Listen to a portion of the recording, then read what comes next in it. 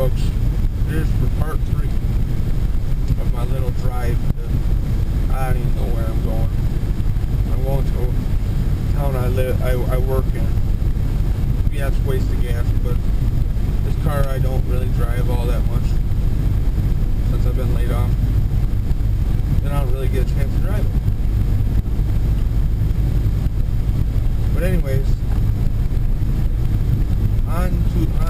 continuing on from about recent vehicles and whatnot. Well, like I said, that Jeep, I haven't put anything into it. And I had visions of what I wanted to do with that Jeep. And I wanted to put a lift kit on it.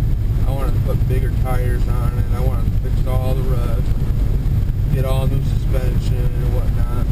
Well, with being laid off, and now the Jeep needed everything. Like, it didn't just need one part.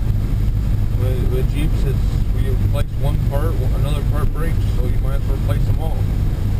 Well, I was looking at like $1,500 in parts. That's just in parts. And I mean, I know how to work on vehicles, so I'd be doing all the work myself. But there was a lot of parts, and I didn't have $1,500. I didn't want to spend my taxes on parts for a car. So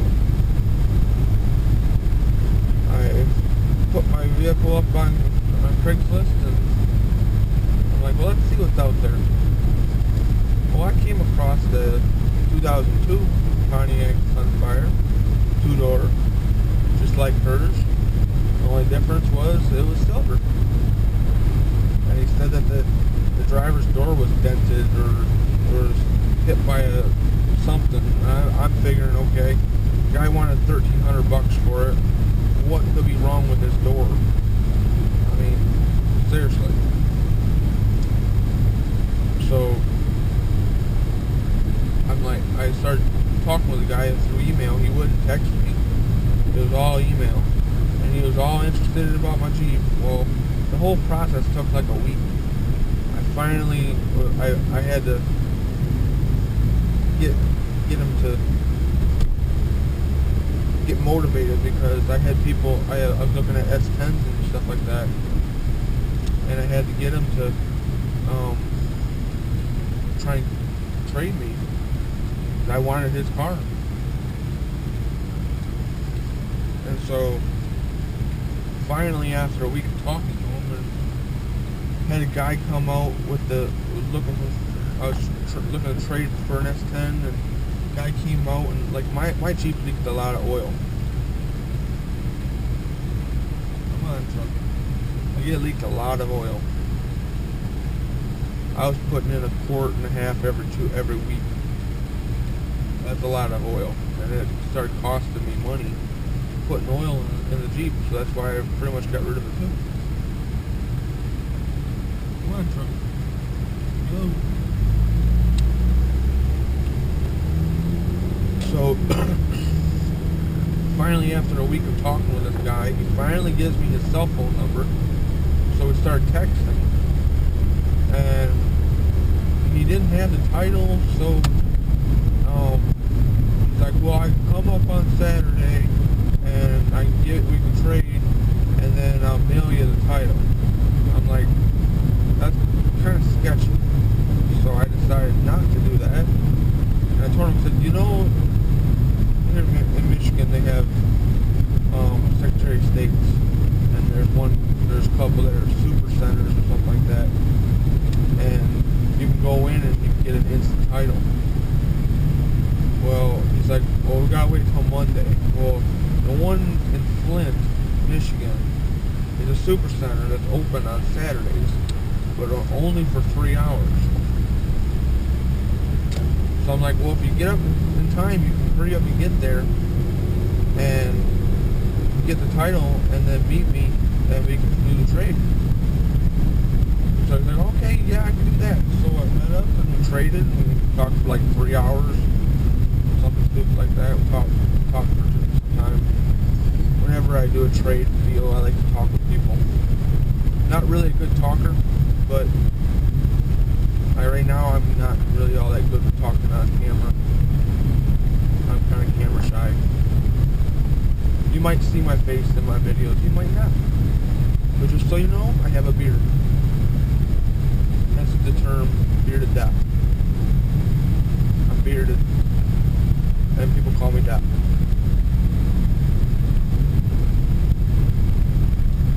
But yeah, this pile of snow is really pissing me off. I've driven it's been like 20 miles now with the snow in front of me, and it's driving me nuts. I just want to get out and hit it, but I can't find a spot to pull off the side of the road.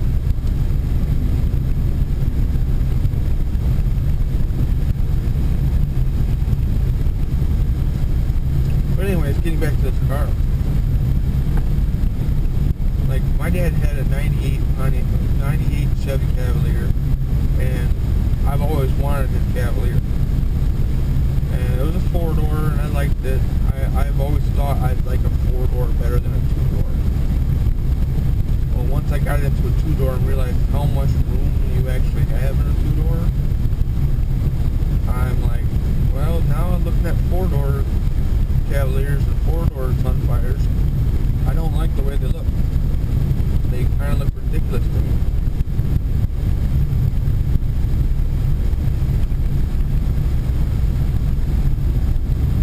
Find a spot here. I might have a spot over here to pull off. But once I started driving her car, I fell in love with this car. And then once I thought it was kind of funny that I was able to find, whoa, that was not intentional, so it's kind of freaky. Finally found a spot to pull off. Just gonna pull up in this little parking lot area up here. If they have it plowed. Apparently, that's not a parking area.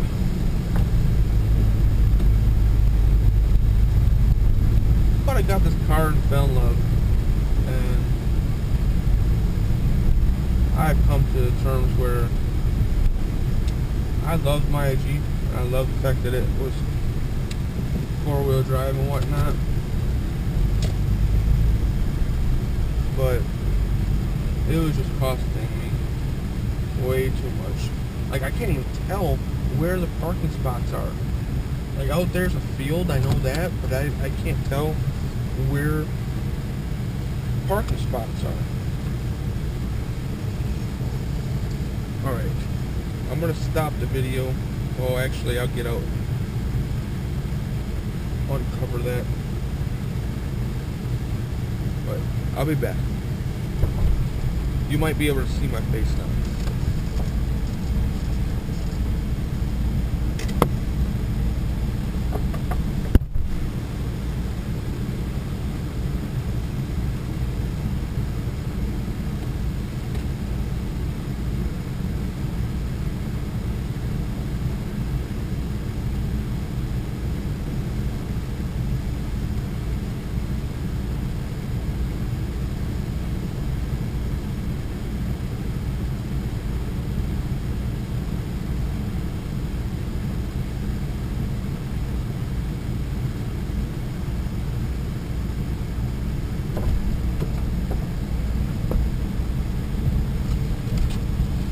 Alright, I'm back. Much better. Okay, folks, I'm gonna pause this video, and there'll probably be a part 4 and maybe more, because I gotta drive all the way home. But I'm not gonna drive home just yet. So, alright, I'm gonna pause this video so I can see if I can mess with the camera app, see if I'm actually shooting a good video. Alright. Peace.